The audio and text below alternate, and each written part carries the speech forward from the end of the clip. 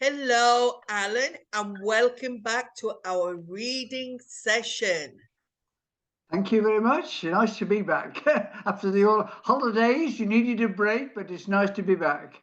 It is. So we have to remember what we have been reading. Yes. So what is the name of the book? Can you see the name of the book? Well, I think it's called My Cousin Rachel.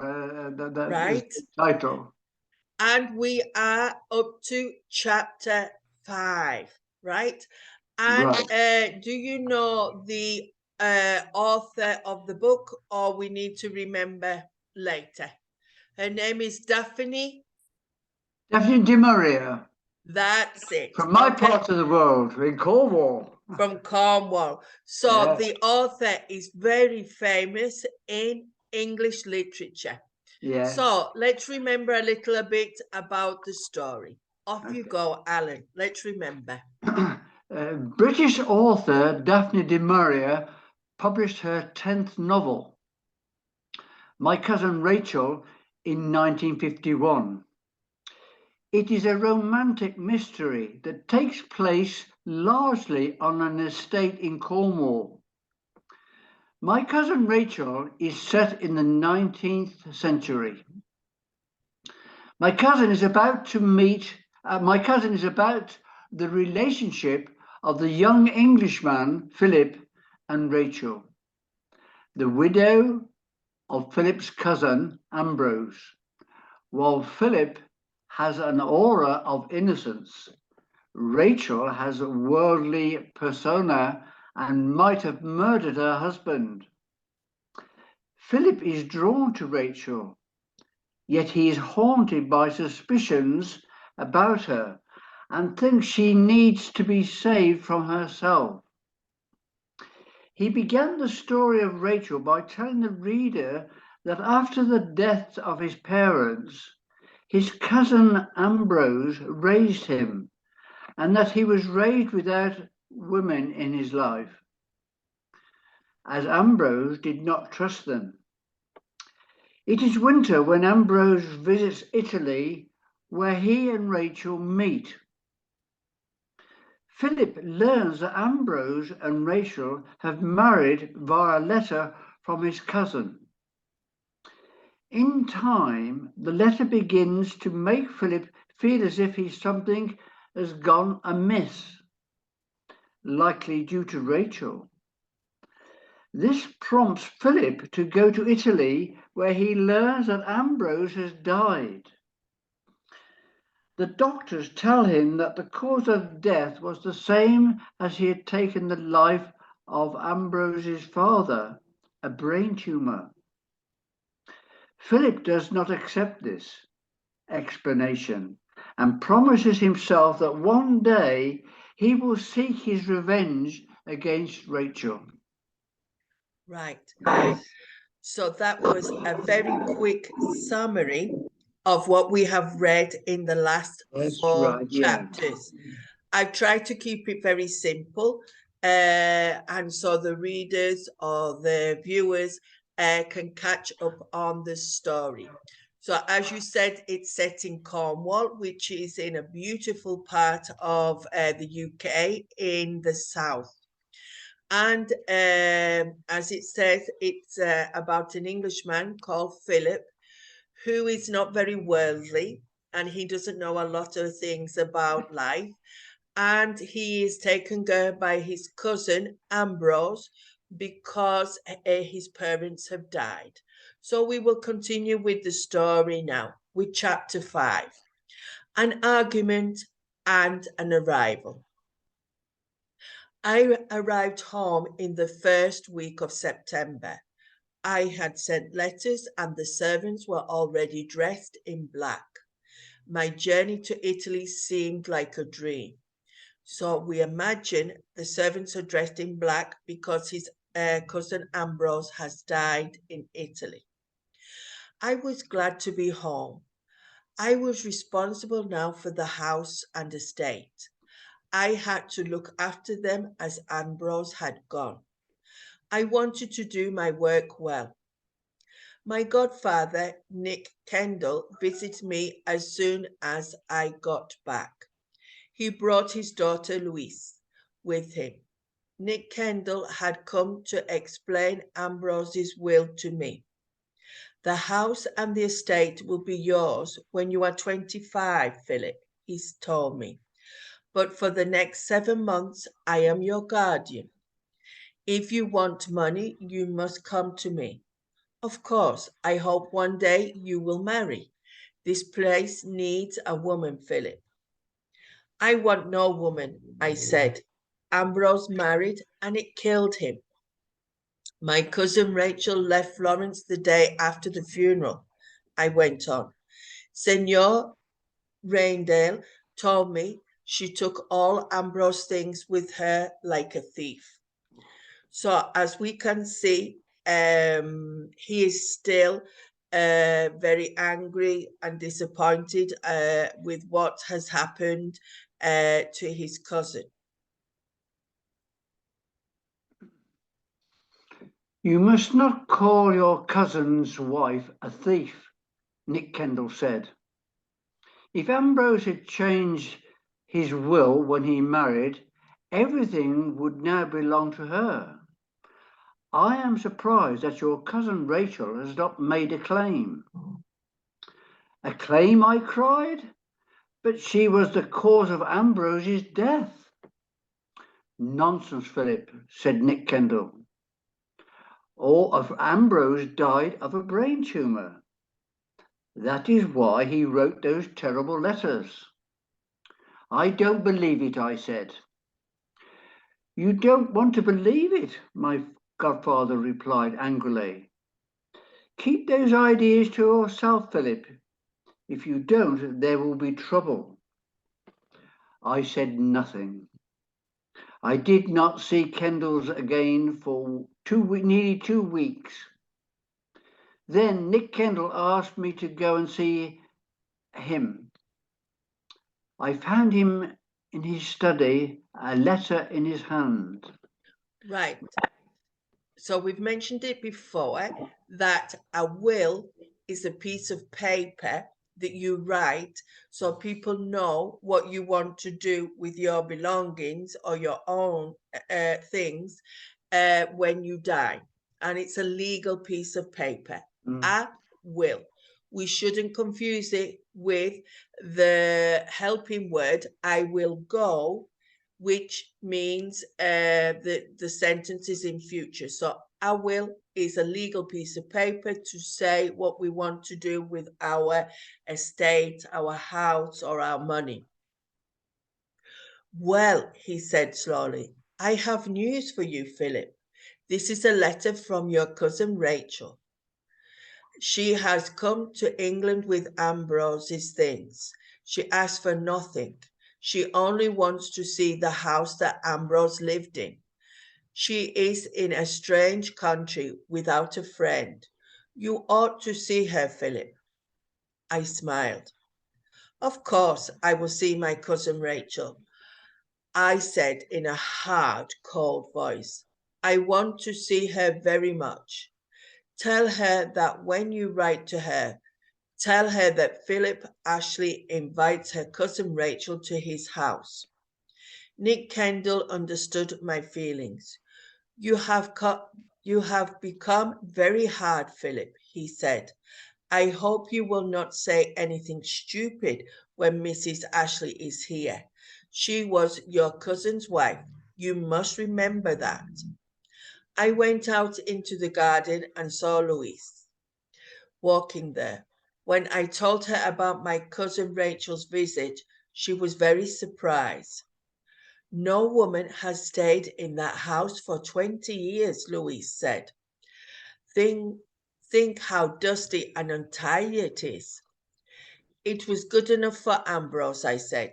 She won't think about the house when I begin to question her. She'll cry, and I'll be pleased.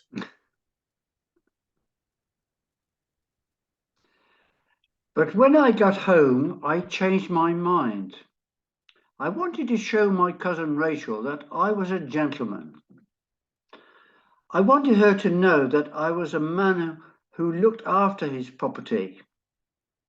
I spoke to the head servant, Seacombe, He agreed that the whole house must be cleaned before Mrs. Ashley arrived. "We must make Mrs. Ashley welcome," Seacombe said. "Shall I prepare Mr. Ambrose's room for her?" "Certainly not," I said. "I am moving into Mr. Ashley's room. Get the blue room ready for Mrs. Ashley." On the day my cousin Rachel arrived, the house looked completely different. Everything was clean and tidy. Seacombe had got out all the silver and cleaned it. Tamlin, the head gardener, had filled every room with flowers. I looked around the house and then walked up slowly to the blue room. The dogs followed me. The room for my cousin Rachel were clean. The windows wide open. The windows were wide open. There was a portrait of Ambrose on the wall, on one wall. It had been painted when he was a young man. He looked very much like me. I smiled at the portrait and felt a little happier. So here in the picture, we can see him looking at his cousin Ambrose. And the picture is on the wall. My cousin Rachel was going to arrive sometime in the afternoon. I decided that I didn't want to be in the house when she arrived. Although the day was cold and windy, I went out alone after lunch. I walked until I was tired. I did not return until after 6 o'clock. I'm wondering, do you think he's acting like a spoiled child? I think so, yes, very much so. Like he's having a tantrum, no? Well, he's a young man. He's got a lot to learn. Yes. There was a fire in the library, but the room was empty. I pulled the bell and rang Seacombe. "Madam has come," Seacombe said. "She's tired and she's having some food in her room. She will be pleased to see you after dinner." So we must remember, as we said at the start, when the book was set in the 19th century. So people behaved in a certain way. So that's why they used to have their food in their room if they were tired or do certain behavior that we may not be doing today. "Where is her luggage?" I asked Seacombe. "Madam has very little luggage of her own," answered Seacombe. "It has been taken upstairs to her room. All of Mr. Ambrose's boxes has arrived with her. We have put them in your room, as she asked. I had my dinner alone and drank a glass of brandy. Then I went upstairs and knocked at the door of my cousin Rachel's sitting room. A quiet voice answered my knock." So we have finished chapter 5 and we will continue with chapter 6. Off you go, Alan. Okay, chapter 6, Tea with My Cousin. Wow. I went into the room. Everything was neat and tidy. The candles had been lit, but the curtains were still open. The dogs were in front of the fire. A woman was sitting with her back to the door. "Good evening," I said. She turned at once, got up and walked towards me. Now, at last, I was face to face with my cousin Rachel. She was a small woman, dressed completely in black. Her dark hair was very neat, and she looked at me, her large, dark eyes open wide in surprise. "I hope you are rested," I said awkwardly. "Thank you, Philip. Yes." She sat down by the fire, and the old dog laid his head on her knee. "Don is your dog, isn't it?" she said. "It is true that he is almost 15.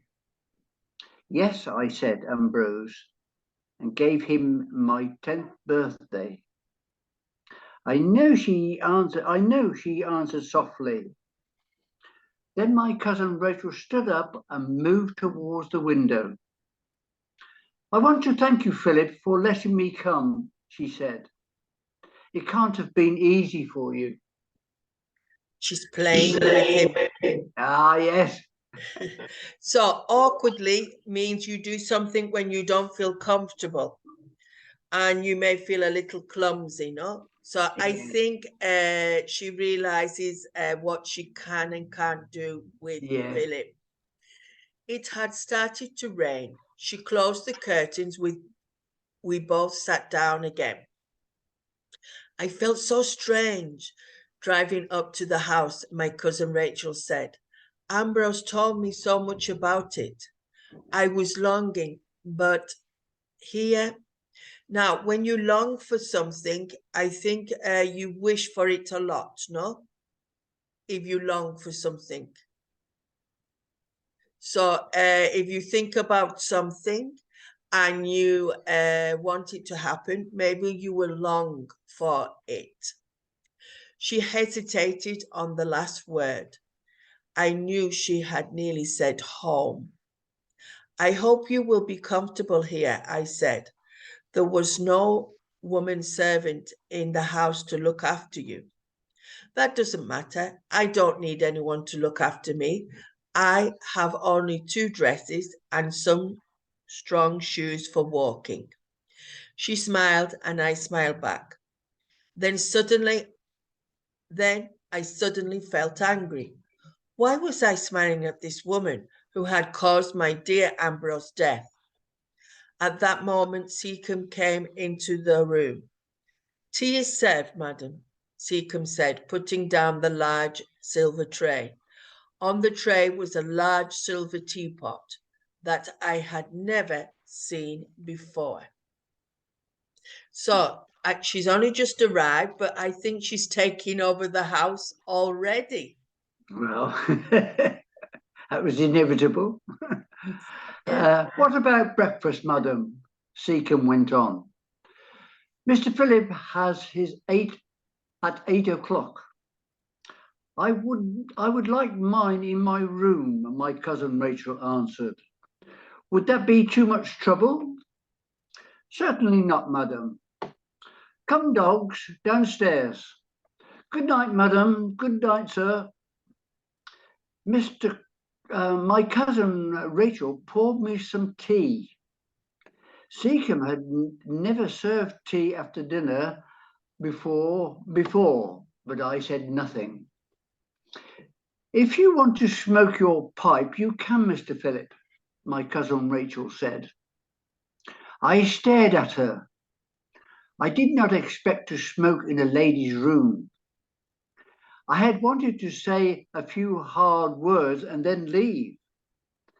Now, here I was drinking tea and smoking my pipe. But how could I be angry with this small, neat woman or hate her? The next thing I heard was a quiet voice saying, You're nearly asleep, Philip. Hadn't you better go to bed? You walked a long way today, didn't you? I opened my eyes and moved my long legs. My cousin Rachel laughing at me. Did you know why I had stayed away from the house all afternoon? She seems to know everything. And that has shaken Philip a little bit, how she knows so many things. I got up slowly and looked down at her. Wait a minute, Philip, my cousin Rachel said. I have a present for you. She went into her bedroom and came out with a stick, Ambrose's walking stick. It was the one he had always used. I took it awkwardly. Now go, she said. Please go quickly. You remind me so much of Ambrose. I stood outside the door for a moment, holding the stick in my hand. Had this woman really killed Ambrose? I had seen the look of deep unhappiness on her face. Already, my ideas about her were changing. Mm-hmm. So we have finished chapter 5 and chapter 6 until next time, Alan. So Sure. we will have to see what happens with Philip and Rachel. I'm sure Have you any ideas? Have you any ideas I'm of sure what there's going to be some romance. He's gradually going to fall in love with this lady who initially he detested because she thought she was the cause of Ambrose's death. But I think he's beginning to change his mind now. Maybe she's very pretty in the flesh, etc., and he likes what he sees. Well, I don't know if she's pretty. I think she is enchanting, maybe, with her person. So she can, how can we say this? Wheedle her way into his affection. Can we say that? She probably has a way with words and I don't know, demeanor that he likes. You know, remember he never had a woman before or never been in the presence of a woman, so this is quite a new experience for him, really. And I think he's beginning to like it. So let's say goodbye for now until the next chapters. Okay then. Okay. Bye. Yeah. Bye.